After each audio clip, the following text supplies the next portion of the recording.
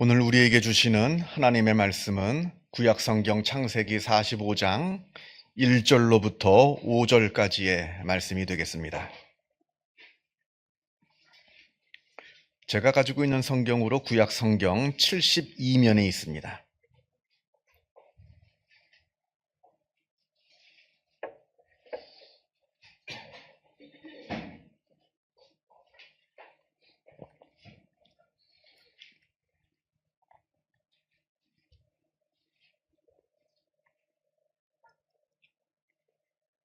창세기 45장 1절에서부터 5절까지의 말씀을 봉독합니다. 이 계시의 말씀을 봉독할 때에 살아계신 하나님의 음성을 다 함께 들으실 수 있기를 바랍니다. 요셉이 시종하는 자들 앞에서 그 정을 억제하지 못하여 소리질러 모든 사람을 자기에게서 물러가라 하고 그 형제들에게 자기를 알리니 그때에 그와 함께한 다른 사람이 없었더라. 요셉이 큰 소리로 우니 애굽 사람에게 들리며 바로의 궁중에 들리더라. 요셉이 그 형들에게 이르되 나는 요셉이라 내 아버지께서 아직 살아계시니이까. 형들이 그 앞에서 놀라서 대답하지 못하더라. 요셉이 형들에게 이르되 내게로 가까이 오소서. 그들이 가까이 가니 이르되 나는 당신들의 아우 요셉이니 당신들이 애굽에 판 자라. 당신들이 나를 이곳에 팔았다고 해서 근심하지 마소서. 한탄하지 마소서. 하나님이 생명을 구원하시려고 나를 당신들보다 먼저 보내셨나이다. 아멘.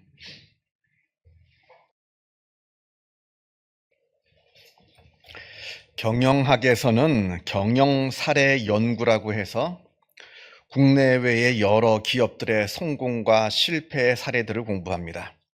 그러나 그 사례들을 공부하다 보면 실패가 오히려 성공으로 이어지는 아주 재미있는 경우들을 종종 보게 됩니다. 분명 실패라고 생각했는데 그런데 그 실패 덕분에 오히려 크게 성공하게 되는 겁니다. 가장 대표적인 것이 코카콜라입니다. 원래 코카콜라는 두통약이었습니다. 1886년 미국의 아틀란타에 있는 한 약국에서 두통약으로 만들어 팔던 시럽이었습니다. 그런데 이게 효과가 별로 없었던 모양입니다. 잘 안 팔렸습니다. 효과는 별로 없어서 팔리진 않는데 그런데 맛은 되게 좋았습니다. 그래서 그 효과가 별로 없는 두통약 시럽에 탄산수를 섞어서 팔기 시작한 게 바로 지금 우리가 마시고 있는 코카콜라입니다. 만약에 그때 그 두통약이 성공했다면 지금의 코카콜라는 없었을 겁니다. 그때 그 두통약이 실패했기에 지금의 코카콜라가 있게 되었습니다. 또 3M의 포스트잇도 마찬가지입니다. 원래는 아주 튼튼하게 아주 한번 달라붙으면 절대로 떨어지지 않는 강력 접착제를 만들려고 했는데 만들고 보니까 접착력이 너무 시원치가 않은 거예요. 너무 떨어집니다. 너무 쉽게 떨어져서 완전히 실패죠. 그런데 그렇게 너무나 쉽게 떨어지는 그 접착제를 메모지에 발라가지고 성가대 찬송가에다가 책갈피용으로 써보니까 너무 좋은 겁니다. 띄었다 붙였다, 여기 붙였다, 저기 붙였다. 그래가지고 만든 게 바로 우리가 지금 사용하고 있는 포스트잇입니다. 포스트잇 써보시는 분들은 아실 겁니다. 이게 얼마나 편리한지. 너무 좋습니다. 그런데 만약에 그때 그 접착제가 성공했더라면 지금 우리가 쓰고 있는 포스트잇은 없을 겁니다.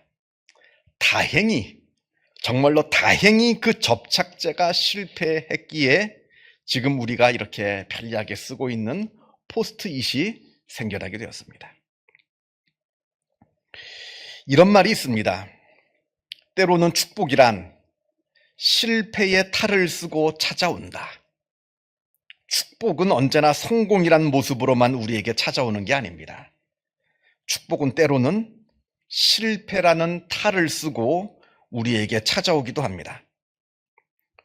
오늘 우리가 읽은 창세기 45장보다 앞으로 쭉 가서 창세기 13장을 보면 아브라함과 아브라함의 조카 롯의 이야기가 나옵니다. 하나님의 은혜로 아브라함과 롯의 가축들이 크게 불어났습니다. 그리고 그 가축을 돌보는 많은 종들이 생겨나게 되었습니다. 그런데 그렇게 가축이 불어나고 종들이 많아지고 하는 것은 좋은 일인데 그런데 아브라함의 종과 롯의 종이 서로 자꾸 다툽니다. 서로 자기들이 키우고 있는 가축들에게 더 좋은 풀, 더 좋은 물을 먹이겠다고 아브라함의 종들과 롯의 종들이 자꾸 서로 다투는 겁니다. 그래서 불편한 일이 자꾸 생겨요. 한 집안 안에서. 그러니까 아브라함이 안 되겠는지 롯을 분가시킵니다. 이미 롯도 많은 가축을 가지고 있고 많은 종을 거느리고 있으니까 함께 살기가 영 쉽지가 않았던 모양입니다. 그러면서 아브라함이 조카 롯을 분가시키면서 하는 말이 네가 좌하면 나는 우하고 네가 우하면 나는 좌하겠다 합니다. 무슨 말이냐면 땅의 선택권을 조카에게 주는 겁니다. 네가 먼저 선택을 해라. 네가 어느 땅으로 가든지 나는 그 반대쪽으로 가겠다.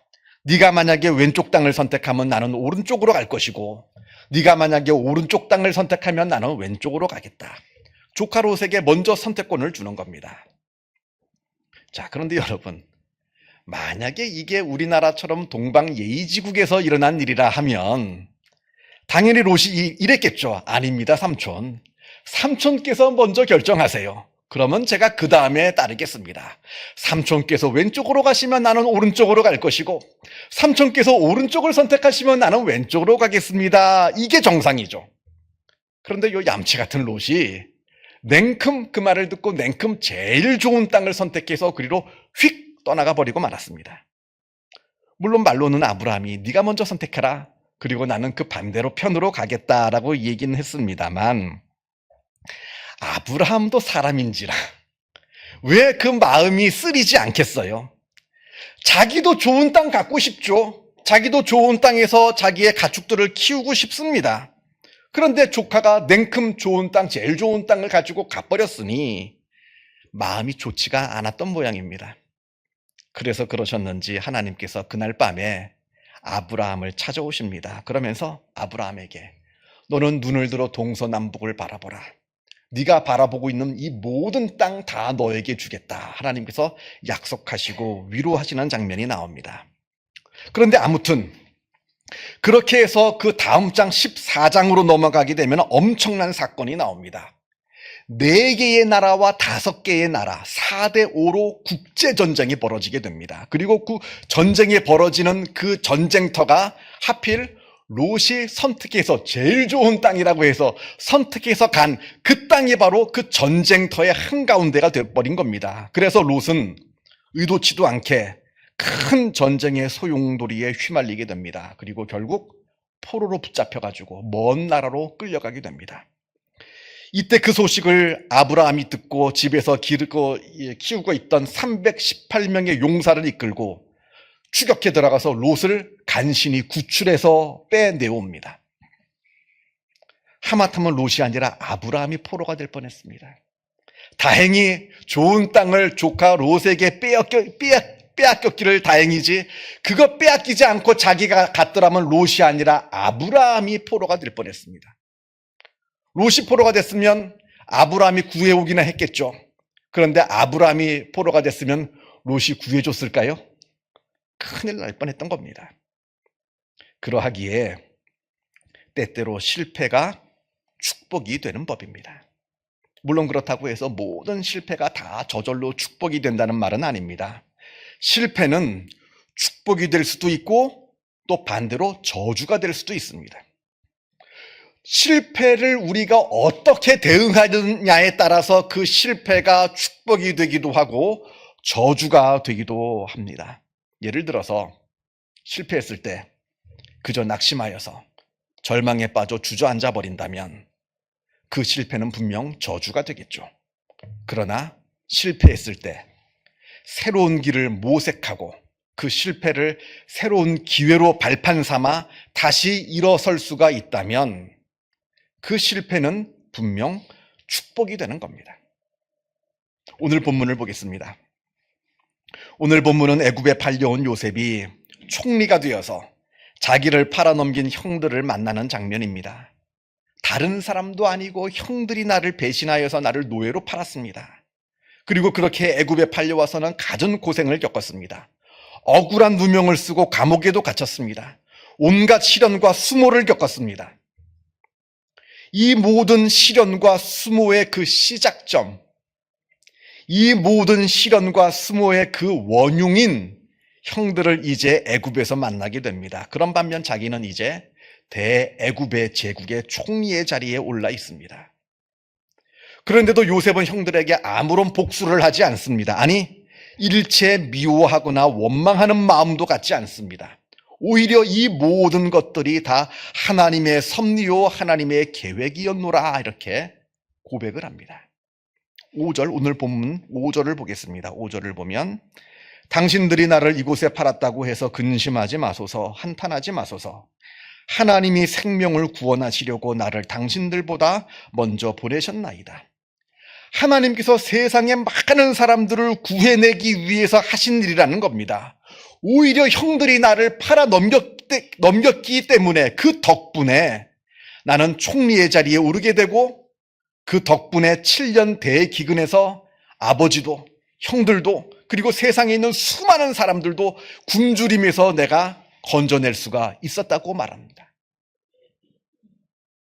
여러분, 만약에 요셉이 애굽에 팔려가지 않고 계속해서 가나안 땅에 살고 있었더라면 요셉은 과연 어떠한 삶을 살았을까요? 아마도 평생 아버지의 응석바지로 살면서 형들의 잘못을 아버지한테 일러바치는 그러한 참 보잘것없고 형편없는 삶을 평생 살다 갔을 겁니다. 다행히, 정말로 다행스럽게도 애굽에 팔려간 덕분에 총리가 되었습니다. 그리고 또 그 덕분에 온 세상을 굶주림에서 구원해내는 위대한 일을 이루어낼 수가 있었던 겁니다. 그러나 이 말은 모든 시련과 역경 그리고 모든 실패가 무조건 저절로 다 축복이 된다는 말은 아닙니다. 그 혹독한 시련을 축복으로 바꿀 수 있는 방법을 요셉은 알고 있었습니다. 그 어려운 일들을 복으로 바꿀 수 있는 능력이 있었다는 겁니다. 그건 바로 하나님에 대한 확고한 믿음, 하나님을 잊지 않고 늘 바라보는 그 마음. 그렇게 하나님을 바라보고 하나님을 붙잡았을 때 시련도 역경도 또 실패도 그게 모두 다 성공으로 축복으로 바꾸어 놓을 수가 있었던 겁니다. 자, 그런 반면에 성공이 오히려 저주가 된 사례도 있습니다. 성경에서 예를 찾는다면 다윗이 될 겁니다.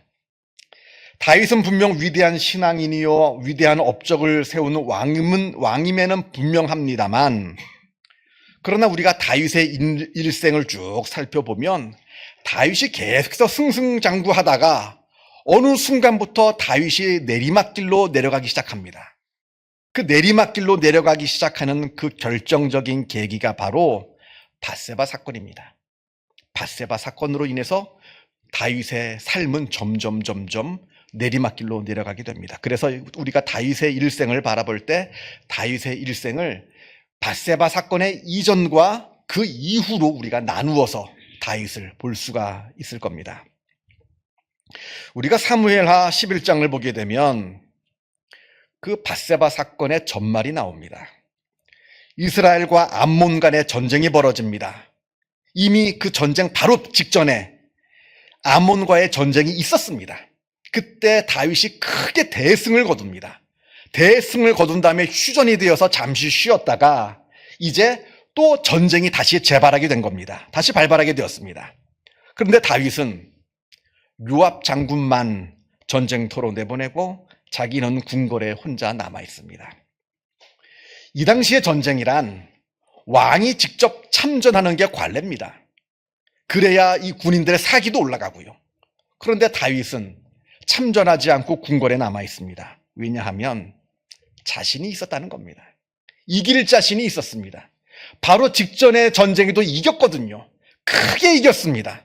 그렇기 때문에 내가 직접 나가지 않아도 이 전쟁은 반드시 이길 수 있다라고 하는 큰 성공을 이룰 수 있다라고 하는 자신감이 있었습니다. 그런데 그 성공이 다윗을 타락시킵니다. 더 이상 간절한 마음도 없고요. 하나님께 기도할 이유도 없습니다. 한마디로 지난 성공에 도취가 되어서 다윗은 완전히 타락해버리고 맙니다. 밧세바의 사건을 쭉 우리가 읽어보면 가관입니다. 지금 한창 전쟁이 벌어지고 있는데 다윗은 저녁이 되어서야 침상에서 일어났다 합니다. 지금 전쟁이 벌어지고 있는데 왕이나 돼가지고는 하루 종일 침상에서 뒹굴뒹굴 누워있다가 저녁이나 되어서야 간신히 일어납니다. 그리고는 옥상에 올라가서 한가롭게 거닐다가 밧세바를 보게 됩니다. 만약에 다윗이 그 직전의 전쟁에 패했더라면, 실패했더라면 아마 밧세바 사건은 일어나지 않았을 겁니다. 그리고 밧세바 사건이 일어나지 않았더라면 다윗은 끝까지 훌륭한 신앙인으로 훌륭한 인물로 남았을 겁니다. 오히려 그 작은 성공이 다윗을 무너뜨린 겁니다. 누가복음 6장에 예수님께서 이렇게 말씀하십니다. 너희 가난한 자여, 너희 가난한 자는 복이 있나니 하나님의 나라가 너희 것이며, 지금 줄인 자는 복이 있나니 너희가 배부름을 얻을 것이며, 지금 우는 자는 복이 있나니 너희가 웃을 것이며, 인자로 말미암아 사람들이 너희를 미워하며 멀리하고 욕하고 너희 이름을 악하다 하여 버릴 때에는 너희에게 복이 있도다. 그날에 기뻐하고 뛰놀라 하늘에서 너희 상이 큼이라. 그들의 조상들이 선지자들에게 이와 같이 하였느니라. 그러나 화 있을진저 너희 부요한 자여, 너희는 너희의 위로를 이미 받았도다. 화 있을진저 너희 지금 배부른 자여, 너희는 주리리로다. 화 있을진저 너희 지금 웃는 자여, 너희가 애통하며 울리로다. 모든 사람이 너희를 칭찬하면 화가 있도다. 그들의 조상들이 거짓 선지자들에게 이와 같이 하였느니라. 지금 예수님께서 가난하고 굶주리고 슬픔 가운데 있고 또 사람들로부터 미움을 받는 것이 복되다 하시고요, 반대로 부요하고 배부르고 기뻐서 웃고 다른 사람들로부터 칭찬을 받는 것이 화가 있다, 이렇게 말씀하십니다. 물론 가난과 굶주림, 슬픔과 미움받는 것, 이것이 그 자체로 복이라는 말씀은 절대로 아닙니다. 오해해서는 안 돼요. 가난과 굶주림, 슬픔과 미움받는 것 그 자체가 복이라는 이야기가 아닙니다. 또 반대로 부요함과 배부름 그리고 기쁨과 사람들로부터 칭찬받는 것이 무조건 우리에게 화가 된다는 이야기도 아닙니다.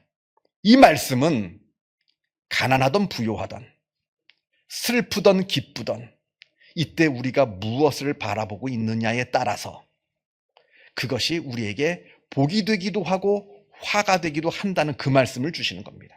무슨 얘기냐면 가난하던 부요하던 기쁘던 슬프던 간에 우리가 그 속에서 하나님을 바라볼 수가 있다면 그건 우리에게 복으로 다가오는 겁니다. 반대로 가난하기 때문에, 때로는 부요하기 때문에, 때로는 너무 깊어서, 때로는 너무 슬퍼서 우리가 하나님을 잊어버린다면 그건 우리에게 화로 다가오게 된다 하는 그 말씀을 주시는 겁니다. 중요한 건 성공도 아닙니다. 중요한 건 실패도 아닙니다. 중요한 건 성공과 실패 속에서 우리가 무엇을 바라보고 있느냐, 이겁니다. 왜냐하면 우리 인생이라는 것이 늘 성공만 할 수는 없거든요. 또 우리 인생이라고 하는 것이 늘 실패만 하는 것도 아닙니다. 성공과 실패가 늘 교차하는 것이 바로 우리 인생일진데, 그 성공과 실패의 교차 속에서 하나님을 바라볼 수 있는 사람은 하나님의 은혜를 누립니다. 그러나 성공과 실패의 교차 속에서 하나님을 잊어버리고 사는 사람은 하나님의 은혜를 누릴 수가 없게 되는 겁니다. 우리한테는 돈의 속성이라고 하는 책의 저자로 잘 알려진 김승호라는 분이 어느 강연에서 이런 말을 하였습니다. 참고로 이 돈의 속성이라고 하는 책이 어떤 책이냐면, 지금 서점가에 가셔서 보면 경제 코너에 무려 5년 동안 베스트셀러로 올라와 있는 책입니다. 이 경제라는 것이 수시로 바뀌잖아요. 그래서 경제의 책은 그렇게 긴 시간 동안 베스트셀러가 될 수가 없습니다. 그런데 그 경제 코너에서 무려 5년 동안 400쇄를 인쇄를 했어요.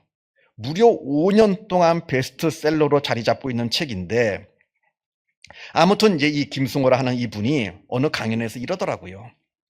오늘 이곳 강연장까지 오시면서 빨간 자동차를 보신 분은 한번 손 한번 들어보세요. 그럽니다. 그러니까 한 2명 정도가 이제 손을 듭니다. 그러면서 이분이 하시는 말씀이, 그렇다면 이 강의가 끝나면서 집으로 가는 동안에 빨간 차가 몇 대나 있는지 한번 보세요. 다시 보세요. 그러면 길에 빨간 차가 얼마나 많은지 놀라게 되실 겁니다. 이럽니다. 무슨 얘기냐면, 세상의 모든 것이 머리에 의식을 가지고 바라볼 때 그게 보인다는 겁니다. 내가 의식하지 못하면 아무리 내 눈앞에 갖다 줘도 그게 보이질 않는다는 겁니다. 지금 돈 얘기를 하는 거예요. 지금 이분은 돈을 벌 때도 돈에 대해서 이해하고 돈에 대해서 공부를 해야 돈이 보이지, 돈에 대해서 공부하지 않으면서 돈에 대해서 무관심하면서 돈이 보이지가 않는다는 겁니다. 돈을 벌 수가 없다는 겁니다. 그런 뜻에서 한 말이죠. 그런데 이건 하나님의 은혜도 마찬가지입니다. 우리가 하나님을 의식하고 하나님께 마음을 열어놓아야, 그래야 하나님이 보이는 것이고 하나님의 은혜가 보이는 것이지, 하나님에 대해서는 마음을 닫고 하나님에 대해서는 아무 생각하지 않으면 하나님께서 우리에게 주신 은혜가 절대로 보이지가 않는다는 겁니다. 여러분, 이번 주 한 주간을 사시면서 하나님의 은혜를 깊이 한번 묵상해 보시기를 바랍니다. 그러면 하나님의 은혜가 보일 겁니다. 하나님에 대해서 마음을 활짝 열고 하나님께서 나에게 지금 어떠한 은혜를 베풀어 주고 계시는가를 한번 깊이 생각해 보세요. 이번 한 주간 동안 하나님께서 나에게 베풀어 주신 그 은혜에 놀라게 되실 겁니다. 그 놀라우신 은혜를 깨달으시는 복된 한 주가 되시기를 주님의 이름으로 축원합니다. 기도하겠습니다. 사랑과 은혜가 충만하신 하나님 아버지, 죄 많은 우리를 먼저 사랑하여 주시어서 하나님의 자녀 삼아 주시고, 하나님께서 우리들의 아버지가 되어 주시어서 우리에게 놀라운 구원의 은혜와 이 땅에서의 삶을 사는 동안에 우리에게 세상의 은혜를 베풀어 주심에 그 놀라우신 사랑과 은혜에 감사를 드립니다. 우리는 하나님께로부터 많은 은혜를 받고 삽니다. 그러나 우리는 그 은혜를 깨닫지 못하면서 살아갑니다. 우리의 어리석음을 용서하여 주시고, 하나님께서 우리의 눈을 뜨게 하여 주시고, 우리의 마음을 열어주시고, 우리의 생각을 하나님께 집중하게 하여 주시어서 하나님의 은혜를 우리가 깨달아 알게 하여 주옵소서. 하나님께서 나를 얼마나 사랑하시는지, 하나님께서 나에게 얼마나 큰 은혜를 부어주시는지 그 은혜를 새롭게 깨달아 알게 하여 주시옵고, 그 깨달은 은혜가 우리가 세상을 살아가는 동안에 우리의 힘이 되게 하여 주시고 우리의 인생의 길을 비추는 빛이 되게 하여 주시어서 우리가 하나님께서 주시는 그 은혜에 붙들려 우리의 인생의 걸음걸음을 힘있게 살아가는 복된 역사가 있게 하여 주옵소서. 우리가 세상을 살아가면서 여러 많은 실패와 성공의 교차 속에서 살아갑니다. 실패할 때 낙담하지 않게 하여 주시고, 성공할 때 교만하지 않게 하여 주시고, 늘 어느 때든지 하나님만 바라보며 하나님을 붙잡으며 하나님을 의지하며 나아가는 주님의 귀한 백성들 다 되게 하여 주옵소서. 모든 것 하나님께 의탁드리오며 이 모든 말씀 우리 주 예수 그리스도 이름으로 기도하옵나이다. 아멘.